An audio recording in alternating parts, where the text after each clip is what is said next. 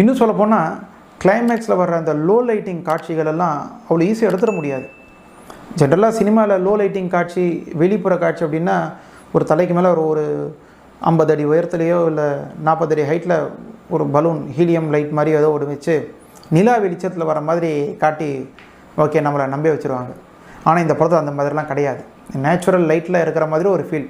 இந்த தீப்பந்தத்துக்கு முன்னாடி ஆடுறதுனா தீப்பந்தம் தான். அந்த கடைசியில் கரண்ட்டு கட் ஆகிடும். ஒரு கிளைமேக்ஸ் காட்சியில் ஒரு இடத்துல கரண்ட்டு கட் ஆகிடும். தெருவில் கிராமத்து தெருவில் கரண்ட்டு கட்டானா, முச்சந்தியில் கட்டானா எப்படி இருக்குமோ அப்படியே எடுத்திருப்பார். ரொம்ப அற்புதமாக இருக்கும்.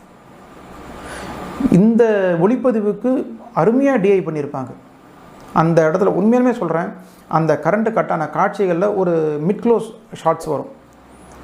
அந்த கூத்து கலைஞர்களை காட்டுவாங்க. கலர் கரெக்ஷன்ஸ் அப்படி இருக்கும். அது